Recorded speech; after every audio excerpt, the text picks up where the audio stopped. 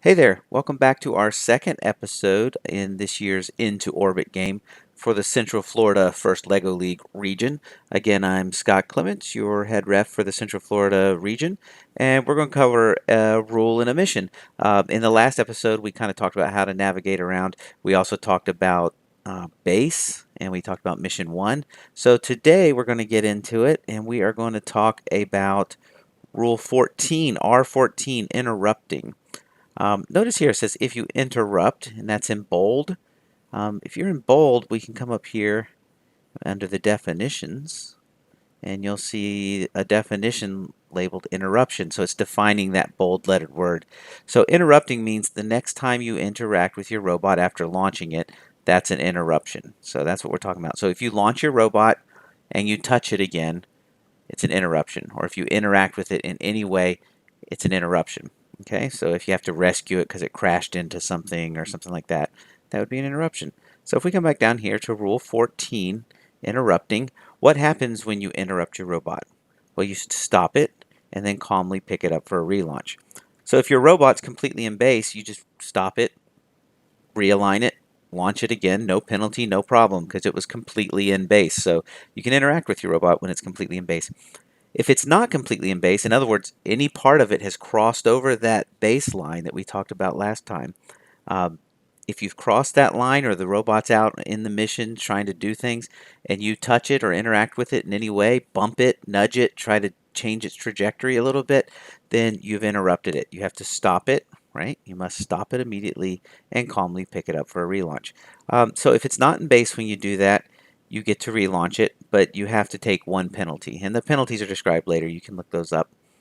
Now, transported, the thing which came from base during the most recent launch. So you launch your robot, or you load it up in base with some mission models that you're going out to try to score with, and you launch your robot, and then you have to interrupt it. Like it's out on the field, it crashed into something, it got lost, whatever, and you had to rescue your robot.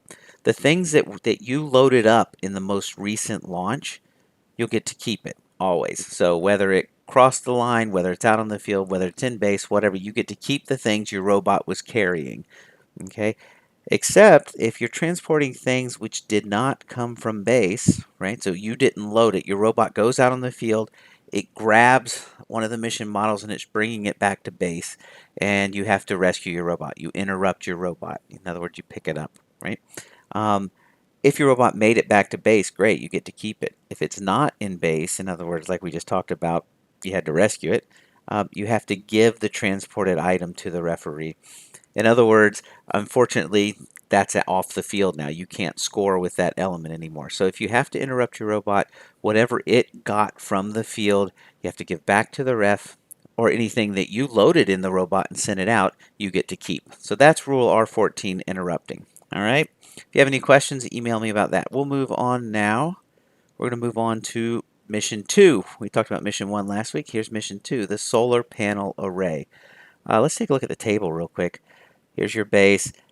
Here's mission 2, right up here in the northwest corner, right?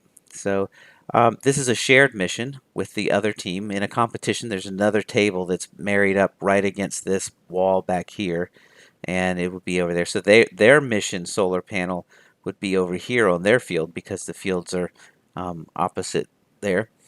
So their mission solar panels would be sitting right over here just outside your walls, just like yours is sitting over here just outside their wall. Okay, so this is yours on the left, theirs on the right. All right, so when we look at this mission, we'll dive right into technically speaking.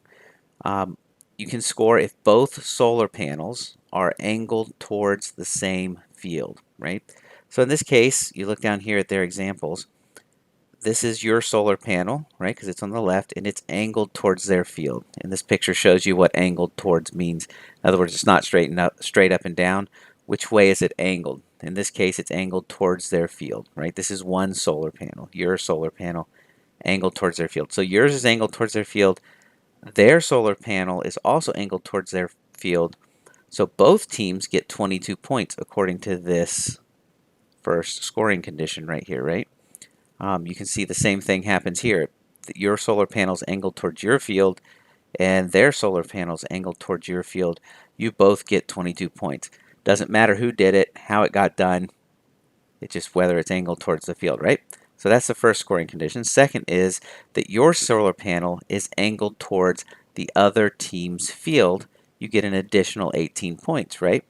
So that's why here you can see your solar panel's angled towards the other team's field, and theirs is angled towards their own field.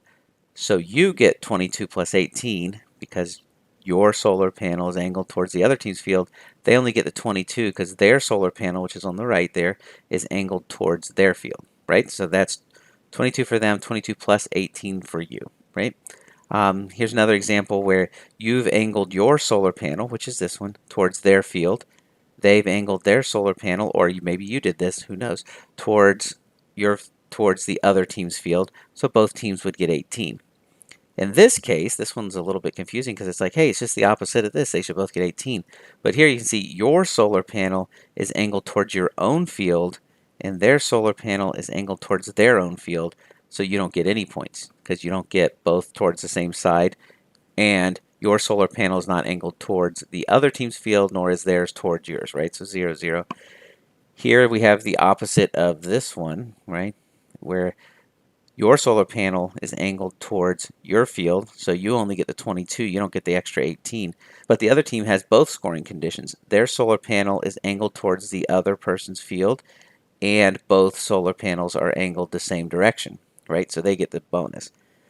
This little square here with no darkness, that means it's straight up and down. It didn't get angled either way.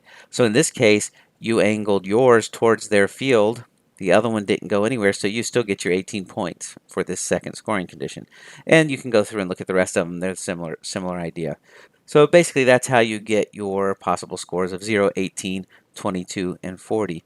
One of the cool things about this mission is before your match starts, you might want to talk to the other team that's on the other table, see what they're planning on doing. Maybe you guys can coordinate a strategy. It's great to talk to the other team and try to work that stuff out.